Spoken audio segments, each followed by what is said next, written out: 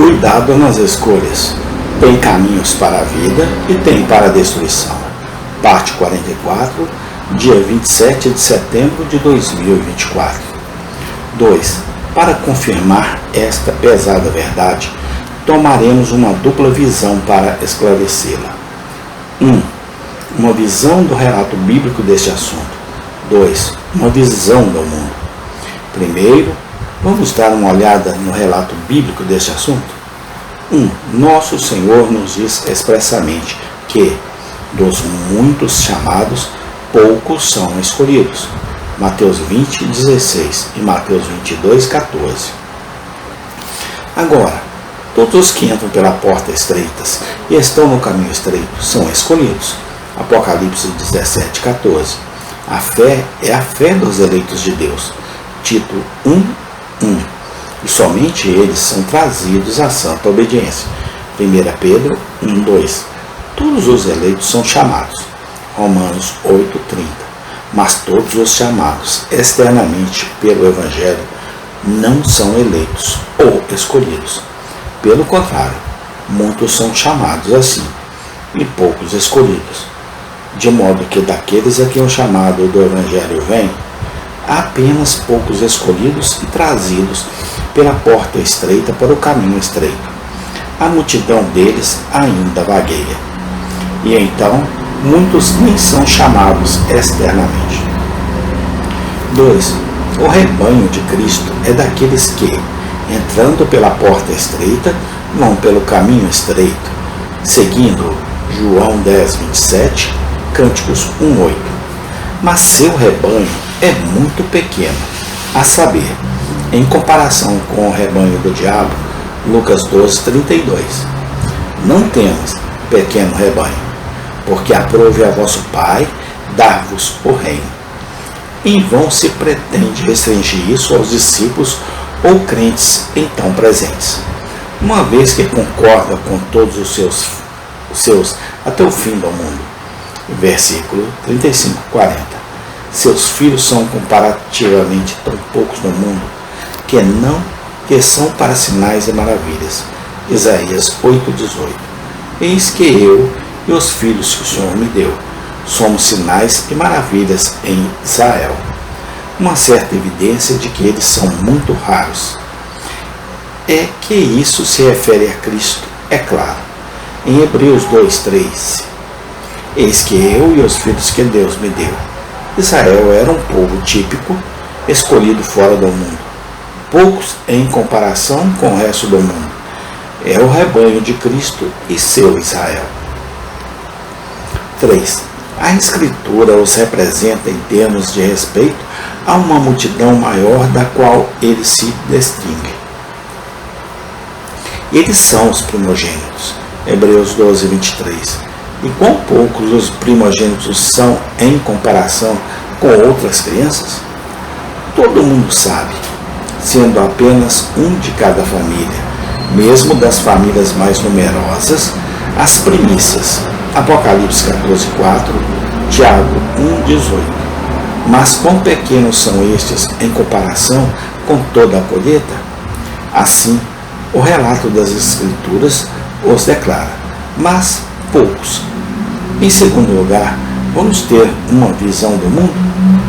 Seja qual for o período em que olharmos para isso, descobriremos que ainda os homens da via larga eram a multidão, os outros, os poucos. 1. A geração antes do dilúvio era assim.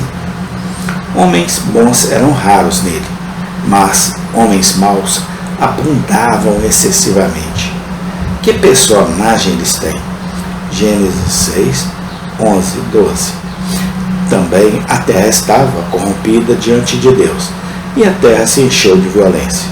E Deus olhou para a terra, e eis que estava corrompida, porque toda a carne havia corrompido o seu caminho sobre a terra, e a inundação varrendo todas, exceto 8 pessoas. Esclarece demonstrativamente que havia muito pouco, se houver piedade entre eles. O apóstolo os chama de mundo dos ímpios, segundo Pedro 2,5. 2. Do dilúvio ao chamado de Abraão, quão poucos foram os homens bons. Essa poderosa apostasia, encabeçada por Nimrod, que com seus seguidores construiu a Torre de Babel, demonstra isso. Gênesis 11. Sendo eles uma companhia tão vasta que foram divididos em muitas nações, com a confusão de suas línguas, enquanto a língua sagrada original permaneceu com a raça de Sem, que não teve participação naquela rebelião contra o céu, como também aconteceu, eu acho, com os cananeus que estavam envolvidos nisso. Mas então a raça de Sem foi terrivelmente degenerada quando Abraão foi chamado. Josué 24:2. 3. De Abraão a Moisés, em que caso lamentável estava o mundo, afundado em idolatria e profanação. De modo algum direi que naqueles dias não havia verdadeira religião ou piedade, senão na família de Abraão. Melquisedeque, Ismael e etc. eram bons homens, mas certamente eram muito poucos nestes dias.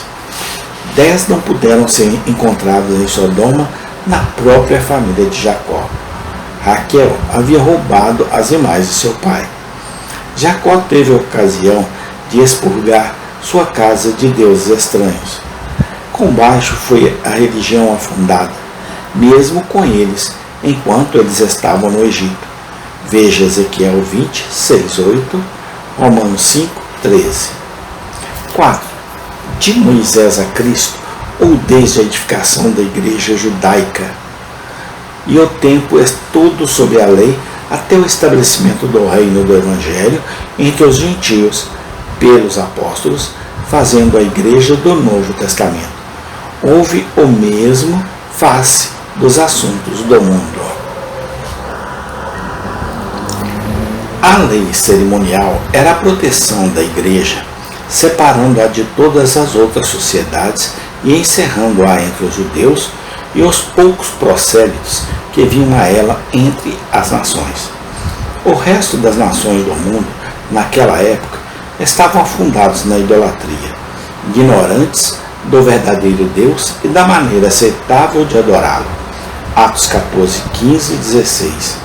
E que figura fez a igreja judaica em geral durante esse tempo? A cada passo indo para a idolatria, a profanação se espalhando, a formalidade prevalecendo. Amém. Tem continuação. Senhor Deus, obrigado por Jesus Cristo, nosso Salvador, teu Filho amado. Amém e amém.